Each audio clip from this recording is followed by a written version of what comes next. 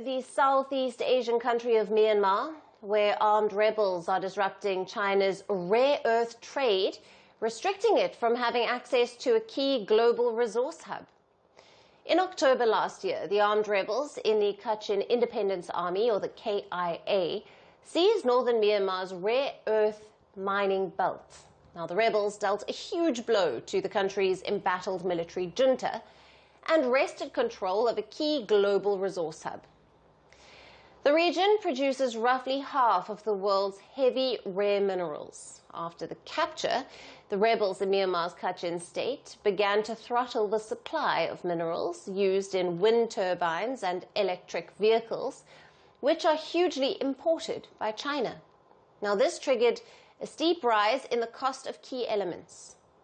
In February, China's imports of these rare earth oxides and compounds from Myanmar dropped to 311 metric tons, which is exactly 89% down if compared to the previous year.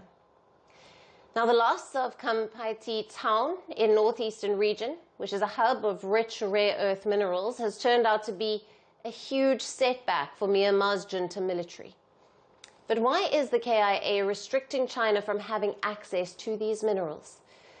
According to reports, the rebel armed group is trying to pressure China, which has been one of the staunchest international backers of Myanmar's military, after it deposed a civilian-led government in 2021 and ignited a civil war.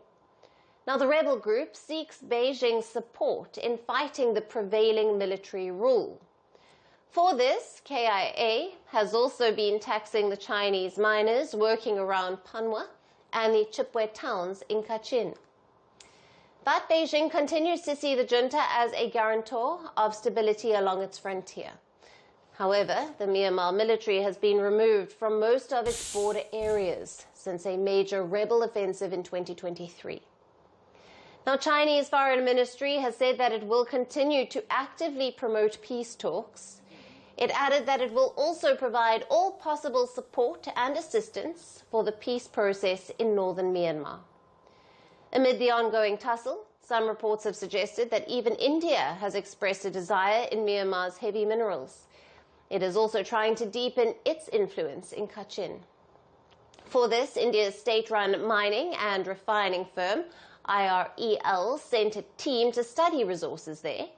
An Indian delegation also held an online meeting with Kachin in December to discuss their interest in reopening the rare earth sector. Officials say that the Indian officials were also willing to pay higher prices than China.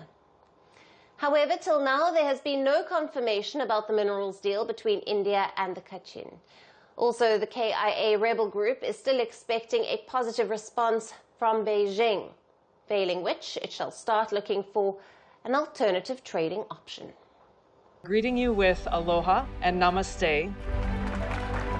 I love India. Presence, occupation of a territory by another country pertains to India, what we saw in Kashmir. How do you see Trump's America? Yes, the current administration behaves differently from the previous administration.